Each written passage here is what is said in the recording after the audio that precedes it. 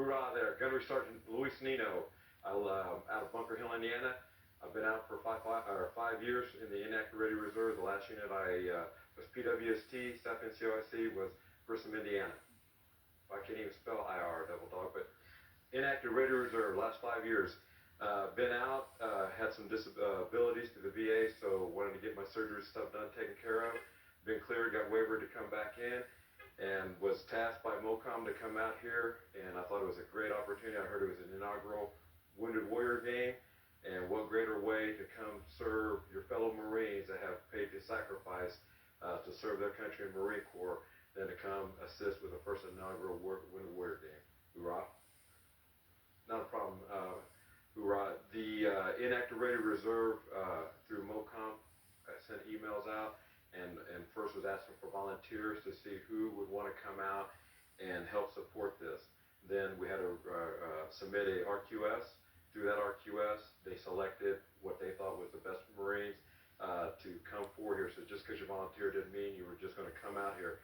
And during that time, then they went ahead, after going through the Hard Sergeant Anderson and through Gunnery Sergeant Lilly, who's done an outstanding job getting this inaugural Winter Warrior Games up and running, they went ahead and made a selection. And I'll tell you, it wasn't easy, especially those of us that have been out for a while. You had to get a HIVS done, then you had to get a PHA done. So we were discussing before the cameras came on was that this is the first inaugural staff and also the Wounded Warriors that have come here to the great place of Colorado Springs. And, you know, just like anything that's brand new, there's going to be mistakes, there's going to be successes. We're inventing the wheel, if you will. With that being said, there's been a lot of things that we've had to make up and go as we went along, because the major, who's done an outstanding job, and as well as his captain, and Gunnery Lilly and Sergeant Anderson only can do so far.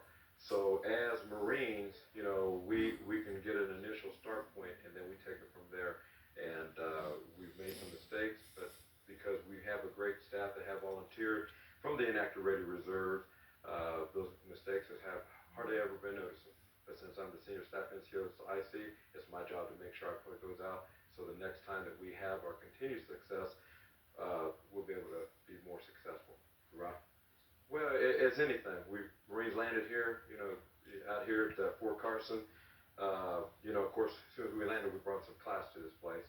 You know, and Marines do what Marines always do.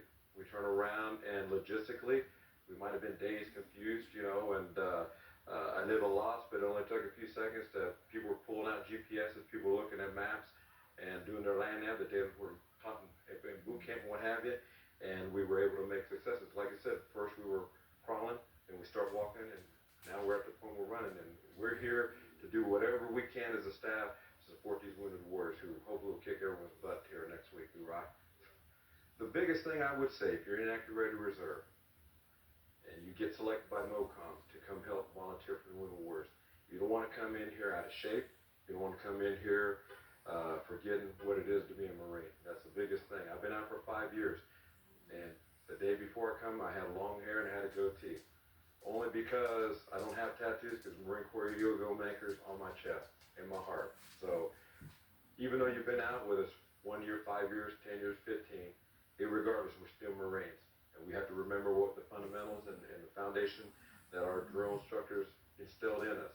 And it's hard to remember that when you're out there, whatever state you're by yourself, and you're the only Marine there. People don't recognize you're a Marine. People forget that you're a Marine. Sometimes Marines forget they're Marines when they're in the civilian world. But it just takes a matter of getting a haircut, knocking the dust off, and coming back to the glow of an anchor. So my biggest thing would be, if you're selected to come out here, start PTing. Don't wait for somebody to babysit you. You're a Marine, whether you're a private or a daggone master gunnery sergeant. So my advice is just remember your core fundamentals. Hey, let us make the mistakes as the inaugural. So next time when you all come out, they're going to be able to be successful. They're going to learn from our lessons, just like the Gulf War veterans have learned from the Vietnam eras, have learned from World War II to the beginning of 1775. So, no, you know, it's nothing that we can't be successful on and learn from, but I'd say say, if you have a chance and you're looking at this and you want to come, come. It's the greatest, nothing greater than helping serve your fellow